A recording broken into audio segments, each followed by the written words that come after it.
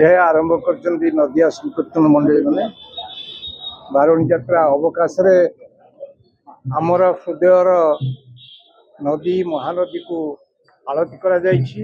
ଏହାପରେ ପ୍ରଭୁଙ୍କର ନାମ ସଂକୀର୍ତ୍ତନ କରାଯିବ।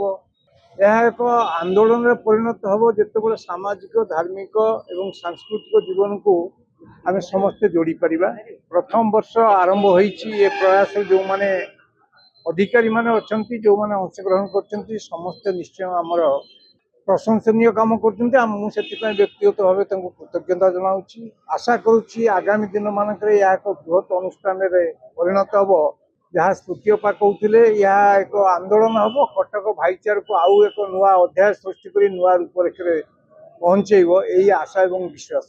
ନଦିଆ ସଂକୀର୍ତ୍ତନ ମଣ୍ଡଳୀର ପ୍ରଥମ ଥର ପାଇଁ ଇଏ ଦୋଳଯାତ୍ରା ପରେ ବାରୁଣୀ ଯାତ୍ରା କରୁଛନ୍ତି ଏବଂ ଏଥିରେ 30 ସାହିର ମଣ୍ଡଳୀର ସାହିର ମଣ୍ଡଳୀ ସମସ୍ତେ ଯୋଗଦାନ ଦେଇଛନ୍ତି।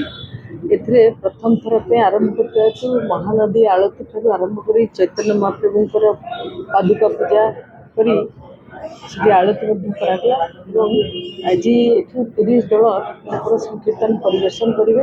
ଇଏ ଗୋଟେ ନୂଆ ପ୍ରଥା ଇଏ ଆରମ୍ଭ କରିଛନ୍ତି ଏବଂ ଏତେ ଦିନ ଧରି ନଦିଆ ସଂକୀର୍ତ୍ତନ ଚାଲୁଥିବା ଭିତରେ କେବେ ହେଇନଥିଲା।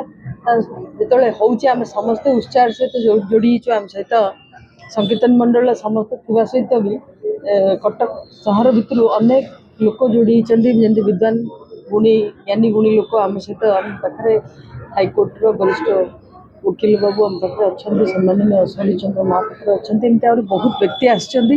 ସମସ୍ତେ ଆମେ ଉତ୍ସାହର ସହିତ କାମକୁ କରୁଛୁ, ଯେମିତି ଆମ ପରମ୍ପରା, ଆମ ବିଧି, ଆମ ରୀତି ନୀତି ଯାହା ଆମ ଶାସ୍ତ୍ରାନୁମତିରେ ଆମେ ସେଇ ଆଧାରରେ କାର୍ଯ୍ୟକ୍ରମକୁ କରୁଛୁ। କଟକର ଭାଇଚାରାକୁ ଚଲେଇବା ପାଇଁ ଇଏ ଏକ ବ୍ୟବସ୍ଥା। ସର୍ବମତ କଟକ ମହାନଗର ନଦିଆ ସଂକୀର୍ତ୍ତନ ମହାମଣ୍ଡଳ ନାଇଁ, ଆମର କଟକ ମହାନଗର ନଦିଆ ସଂକୀର୍ତ୍ତନ ମଣ୍ଡଳ 1964 ମସିହାରୁ ତିଆରି ହେଇଛି, କିନ୍ତୁ ଆମେ ବାରୁଣୀ ମହୋତ୍ସବ କେବେ କରିନଥିଲେ। ଏଇ ବର୍ଷ ପ୍ରଥମ ଥର ପାଇଁ ବାରୁଣୀ ମହୋତ୍ସବ ଏଠାରେ ଅନୁଷ୍ଠିତ ହେଉଛି ଏଇ ମହାଦେବଙ୍କ ପ୍ରାଙ୍ଗଣରେ ଏବଂ ପ୍ରତିବର୍ଷ ମଧ୍ୟ ଏଇ ଜାଗାରେ ହେବ।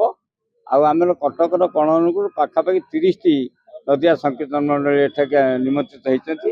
ଏଇଟା କେତେ ରାତି ପର୍ଯ୍ୟନ୍ତ, ଯେତେ ରାତି ପର୍ଯ୍ୟନ୍ତ ସମ୍ଭବ ଚାଲିବ। ଆଉ ଆମେ କିଛି ବିଶିଷ୍ଟ ଅତିଥିମାନଙ୍କୁ ଏଠି ଡାକିଛୁ।